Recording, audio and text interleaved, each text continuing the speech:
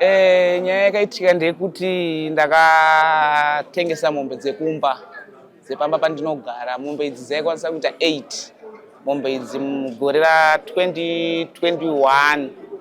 Saka pandakatengesa mombe idzi ndaida kuzama kuzvibatsira. Mari ndaida kuishandisa neproblem yandinayo inini ndine nhengo mbiri. Saka ndaida kuitwa operation.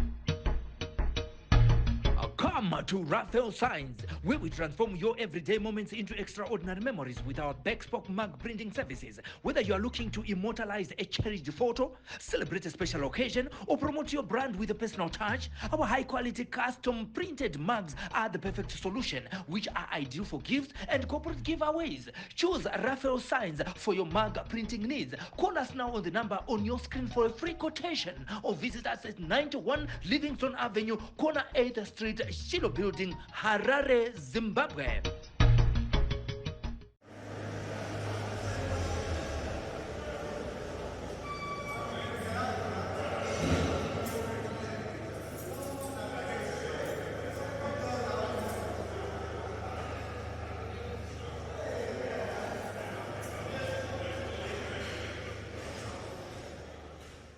Kukuchingamidzai kwandiri kuita mhuri yeZimbabwe pano paSly Media TV. Zita rangu ndinonzi Pelagia Wokwamupurwa kana kuti Asokostina. Ndichikuchingamidzai pachirongwa chedu Home Away from Home. Kune vachangotibata chirongwa chatinouya nacho chatinenge takashanya mumajeri akasiyana siyana muno muZimbabwe, tichisangana nevasungwa vangava vakadzi vangava varume, tichinzwa kuti imhosva ipi yakaparika uye zvine mararamiro avo avanoita vari mukati mejeri. Chirongwa ichi dingindira racho ndechekuti imimi nesuwo tione zvatinodzidza kubva pamhosva dzakaparika, uyezve tine zvimwe zvataingoudzana kuti aiwa kumajeri munhu akaenda kujeri kune zvakawanda zvinoitika ikoko, but tiri kuona pamapurogiramu atiri kukonzera kuti totoona kuti munhu anobudamo ari kudzidza zvakasiyana siyana. Saka nhasi ndasvikawo kwaMutoko, hanzi kunorira Pfeni, ikoko ndokwandiri nhasi paMutoko prison. Panoona mukana wekutaura nemukomana anonzi Alvin Zaina ane makore 28 years. Saka panguva ino regai tinzwe kuna Alvin kuti imhosva ipi yakaparika kuti ave mukati meusungwa muzuva ranhasi. Ndinokuchingamidza Alvin Zaina. Makasimbere gogo. Ndakasimba zvangu. Munoshandisa kuti gogo kana muri? Aiwa, ndinotenda, rega unditi gogo zvesho unongoti gogo Sokostina. Tichikuchingamidza pachirongwa chedu chekutanga. Vadiwa vatari vangada kuziva kuti imhosva ipi yakaparika kuti nhasi Alvin ari muusungwa, vachida kunyatsonzwisa kuti gore rakaparika, nzvimbo yakaparika nezvidzo zvakaitika musi wacho kuti mhosva izosvika pakupinza muusungwa muzuva ranhasi. Nyaya yakaitika ndeyekuti ndakatengesa mombe dzekumba dzepamba pandinogara. Mombe idzi dzaikwanisa kuita 8 mombe idzi mugore ra2021. Saka pandakatengesa mombe idzi ndaida kuzama kuzvibatsira, ndine problem yandinayo. Saka ndaida kuzama kuzvibatsira kuti ndiendewo kumadhokota ndikwanisa kurapwa, ndoitwawo maoperation ndozvirapisa. Saka ndatengesa mombe dziya urongwa hweyo ndisati ndauita. Gogo wangu ari kuHarare, ndogara nagogo. Gogo wangu aenda kuHarare kurapisa imwe hanzvadzi yangu inonzi Munashe, anatsonzwe musha anodonha pari. Saka mheno akazowafonerawo kuti Alvin atengesa mombe dzatopera kumba. Ndopa wakabva wauya na vangu varipo 6, kunga na gogo wangu na bamunini na tete nemamwe mapurisa akauya. Ndopa wakabva wauya bva wanditora kumba kuya waenda neni pakotwa papolisi. Pandarira pakotwa papolisi paipai, ndopa wakabva makusena acho pataenda kudzokera kumba kuya patarikavha mombe dziya. Mari yanhani nayo yakazodzosera vanhu vanga vandipa mari iya yanga ndatengesa mombe dziya. Ndopandakabva ndaidzosera mari iya. Pandauya kunoku kwaMutoko kunoku, ndauya kwaMutoko kunoku ndakagara 8 days, rechi9 days. Ndopandakaenda kotongwa bananzi community service. Ndapiwa community service iya handina kuita mazuva akakwana. Handauzoita mazuva akakwana because hazvina zvinonatsomirira mushe. Ndaida nechigara ndega, ndida kutsvagawo chikafu apa, zvinhu zvacho zvechingondinetsanetsawo. Saka ndo pandakazosungwa futi manje apa sina kuzopedza community service pandagara kunoku ndakatongwa 6 months. Pa 6 months ndane 4 months, ndasara ne 2 months. Alright. Alvin tanzwa nyaya yako but tichaita chidzoka mushure kuti pane zvimwe zvinenge zvaita kakusaririra. Chekutanga tingada kuziva kuti iwewe uchita pfungwa idzi dzekuti uda kutengesa mombe 8. Nabhaya wacho kuchotangira pakuti wati dzanziri pamusha pawagara nago. Ndindaitodzichengeta. Mabhaya ziko zvati kuna vanhu vandaitengesera waisangana nawo sei tukwanise kutengesa mombe. Dzokatengesa 8 ka1 here kana kuti wakatangwa kuti uchinyatsosanangura ipapo. Ndinadzitengesa dzese 8 ka1. Zvazvakaita ndezvekuti ndaingoziva kuti ndinganitenga mombe, mabhaya nitenga mombe ndinhingi. Saka ndaita kutofamba kuenda kumba kwawo. Ndofamba ndoenda kumba kwawo ndochivatora ndouya nawo kumba. Ndochivaratidza mombe ndobva ndavatengesera. Kubva vaendawo umwe ndoendawo kune mumwe ndasatengesera bhaya 1. Ndoendawo kune mumwe ndomutorawo ndomutengesera obva aendawo dzimara 8 dzedzakwana. Imwe chete waitengesa mari? Ndinoti yakaita mari shoma yakaita 180. Yakaita mari shoma. Dzimwe dzacho angari ma250, ma300, ma220 zvingo bozi mari yandaida 4000. Waida 4000. Ndinoshwa waida kuishandisa. Ndikwanisa kubatsirika upenyu hwangu ini. Toda kuzosvika ikoko. Watiwe waitengesa mudiki yechitawo 1 something zvichienda zvakadaro. Ini ndakada kuziva tonzwa kuti panotengeswa chinhu chakaita semombe. Pane mombe inenge ichinzi netsamba dzayo here chichi. Aya mabhaya aisa kubvunza here mapepa iwayo emombe idzi? Inini panguva ndinazvo ndine makadhi emombe bosi ndini ndanitoripo pamba saka ndakasirwa makadhi acho emombe zvese ndinazvo. Saka pavaiti kadhi shuwa ndaivaratidza kadhi ripi kadhi irororo remombe dzacho irororo totengeserana voendawo zvavo. Votengesana voenda zvavo. Alright. Tanzwa kuti wakazongoita wabatwa iwewe wanasekuru vazouya uchienda musu uchipiwa makore uchitadza kuita community service yawakatadza kuita. Tingada kuziva kuti chii chakatadza kuti unyatsopedzisa community service yaunga wapiwa? Chikonzero chakakonzera ndechekuti panguva yacho yomusiro wandakaitwa nambuya wangu aivaye nehazvo kafu chaizvo zvaindinetsawo zvokuti ndinatsokurarama ndiri stable chaizvo zvaingonetsa bhozi chikafu nechitsvagira ndega bata chaizvo ngotsvagawo mabasa ekwedu anonetsa ngokuti ndakaendawo maricho chandirobha gidhi rangu chida kuona kurarama simara ndazongosiyawo ndaitongoonawo sezvinhu zvisina basa. Alright. Apa waigara kupi uchita community service yacho? Ndanzwa kuti vana mbuya vakazokusiya. Ndaigara kunyamanyora, ndogara kunyamanyora. Tiri kuno kwaMutoko? KwaMutoko. Alright. Saka zvese zvekutengesa mombe zvaitika kuno kwaMutoko? Zvaitika kwaMutoko. Alright, wazosiwa. Pane pawatsanangura kuti inini ndaida 4000. Right. Nekuti ndaida kubatsirikana. Ndofunga kana wakasununga ipapo wataura wangada kuziva kuti chii chawaida kubatsirikana nacho chaida mari yakawanda kudaro ka1 4000. Mari ndaida kuishandisa neproblem yandinayo inini ndine nhengo mbiri. Saka ndaida kuitwa operation. Ndaida kuzama kuitwa operation ndoitawo munhu pane vanhu. Saka sati ndapedza urongwa hwacho zvakabva zvaendawo nepamwe hazvina kuzopedzawo. Hazvina kuzopedzawo. Une dambudziko rekuti wakaberekwa une nhengo mbiri. Exactly. Alright. Ndofunga toda kusvika pakubvunza kuti tanzwa kuti une dambudziko rekuti une nhengo mbiri. Tingada kuziva kuti Alvin wewe kurarama kwako uchikura totoona kuti patori nedambudziko zvezvo saka upenyu hunenge husina kupfava. Uri murume uri mukadzi at the same time ndozvokuzvarwa nazvo. Tingada kuziva kuti upenyu hwako uchikura ungori upenyu hwakamira sei? Ini upenyu hwangu ndichikura inini ndaingokura ndizvo zvanga ndiri asi nekukura kwangu inini ndakakurawo ndichingonzi ndiri mukomana nevabereki vangu. Ina mai vangu vakashaya ndava ne5 years vashaya izvezvo. Baba vangu vakashaya 2005.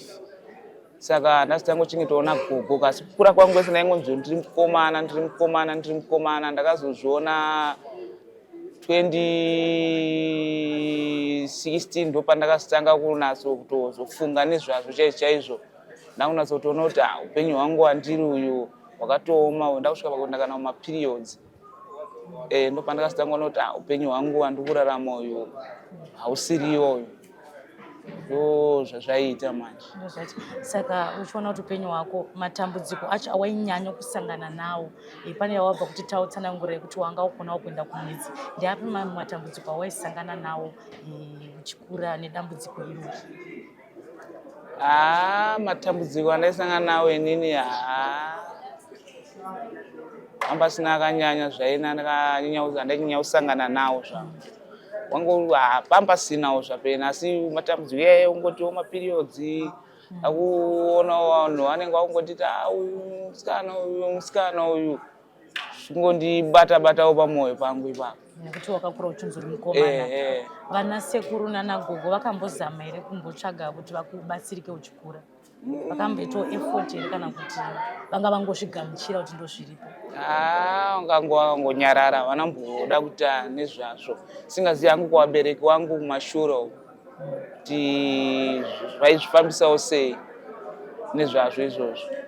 Alright. Ndofunga rega tichi iwewo panguva ino watsanangura kuti nini kuti ndizotengesa mombe dzana sekuru yanga inawo ndaida kuwana rubatsiro rwakaitira kuti ndikwanise kubatsirika panhau iyoyi. Panguva ino Alvin ndakupa mukana wekuti ndezvipi rubatsiro rwaungada kumhuri yeZimbabwe tichipfuurira hedu mberi nechirongwa chedu panguva ino? Inini rubatsiro rwandoda inini ndinotsvagawo vanokwanisa kundibatsirawo ndaitwawo kana vanonotonge madhokta madhona ndoda kuitwa maoperations ndoitwawo maoperations vanondibatsirawo iwawo ndoonawo kuti upenyu hwangu unofambawo nepapi zvinoendawo nepapi zvichipererawo papi. Paoperation ipapo ndo panonyanya kuchemera ipapo. Ndio zvauri kuda operation? Operation. Iwe upenyu hwako uchirarama uri mujeri wakamira sei nekuda kwecondition yako, uri kurarama sei? Kutongoraramawo sezvazviri vanenge vachizivawo mabhanditi aya asi pana zvekuzviita nendiri mangu musero mangu ndogarawo mangu musero kandisawo mangu musero ndiri one ndogezera ndomutoilet mangu imomo handiende kumwe handifambewo saka ndongoramba ndiri mangu musero imomo ndopane ndingori ipapo. Alright. Saka una here zvaunoda kumhuri yeZimbabwe zvaungada kushandisa wakamirira kuti upedzise mutongo wako? Zvakaita kunge zvimapedzi zvonechizvidawo nezvimwewo zvinofanana sehembe dzandakauya nadzo panapa chaidzo handichakwani dzakunyanya kutoshepa bhodhi yangu yacho yakunyanya kushepa zvisirizvo manje hembe dzangu chaidzo hadzichaite kuti ndikwanisa kudzipfekawo inini hadzichaite. Mwiri wako uri kutora miri wechidzimai? Ndizvo zveshuwa. Alright. Tiri kunzwisisa zveshuwa. Ndofunga watitsanangurira nezvo zvauri kuda. Tinoziva kuti kana uri muno mujeri Alvin pane mapurogiramu amunodzidziswa nanasekuru nanagogo kuti uvaradzike kuti pfungwa dzisarambe dzichipishana. Iwo ndepowo purogiramu yawakati ndakamirira hangu kuti mutongo wangu upere ndigokwanisa kubuda panze ndoda kungofanira kuita hangu ndiri mukati mejeri. Mapurogiramu aripo atinomboiswa nanasekuru vane zvatinomboverenga zvemabhaibheri ukavanombotipa tichiverengawo zvechechi chidzidzawo zvichingoendawo zvakasiyana-siyana because inini panze handibude kubasa uko handiende saka ndipotawo ndichimbopiwawo mabhuku ndichiverenga chechi chingofambawo zvakadaro. Alright. Unewo zvimwe zvaunogona hako kuitawo tomboti hako hausi kuona mukana wekuzviita asi nezvaunoshungu zvaunoda kuitawo tomboti ukabuda zvaunoti inini zvindogona kuita hangu nemaoko angu kana nepfungwa dzangu? Zviripo zvakaita sekuti kuchengetawo kana maprojects ekuchengetawo zvipfuyo kuchengetawo huku kuitawo maproject anenge chiitawo nchishandirawo hangu inini ndo zvimwe chikumbiro chingoripo ndoonawo kana huku dzekuchengeta dzedze kana mabhureri kana dzemazai chingoitawo maproject anenge chingoitawo zvangu. Alright. Iwewo kuchikoro wakazosvika papi? Wakatidza kusvika papi? Ndakagumira grade 7. Grade 7 nacho ndakuzotoinyora zvinhu zvangu zvakungooma-omawo nanda kugarawo kumusha kwaMutoko. Alright, Alvin, unowo here mashoko pamwe ari pamwoyo pako waruda kungosiyira kumhuri yeZimbabwe panguva ino tichipendera hedu chirongwa chedu nezvaunodawo pamwe zvaunofunga kuti izvi handina kupa mukana kuti utaure asi uri kuda kuzvitaura? Pana hazvo zvakanyanya stereki zvingoripo nezvokutiwo dai watibatsirawo ndaona unokwanisa kundibatsirawo upenyu hwangu ufambewo zvakanaka nditowo munhu pane vanhu because izvezvi upenyu hwangu chechewo direction yacho cheche hasara unazoona direction yacho because zvinotosvika pakunditemisawo musoro ndegawo inini kuti inini upenyu hwangu uyu hwandiri kurarama uyu ndichasvika kupi nawo wakadai so. Saka kumbirawo kuti dai waikwanisa kundibatsirawo wanokwanisa kundibatsirawo wandibatsirawo upenyu hwangu ufambewo zvakanaka. Alright, ndinokutenda Alvin mukana wamadipa kuti ndikwanise kutaura newe. Ko zvine zvawati iwe wasarwa nenguva yakareba sei uri mukati? Ndikubuda September, so 21 September. Ndipo uri kubuda? Gore rinori. Alright. Ko vana sekuru nanagogo vanombokushanyira here? Kubva pandakapinda gogo havasati vambondishanyira. Anouya ndiani? Hapana amboti auya. Hapana amboti auya kuzokuona? Une shungu here dzekuti vauya kuzokuona? Ya. Nazo.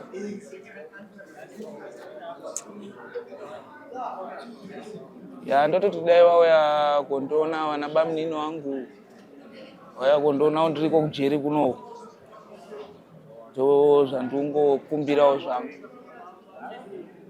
Hauna zvauda kuvaudza here vana bamunini? Ndinoti dai mauya kundionawo kujeri kuno kwaMutoko ndinobvuma hangu ndakakanganisa asi ndinongoti iwe mundionewo ndiriko kunoku. Ndo chete zvandinazvo izvo. Alright, Alvin, ndinokutenda nenguva yauya wanditendera kuti nditaure newe.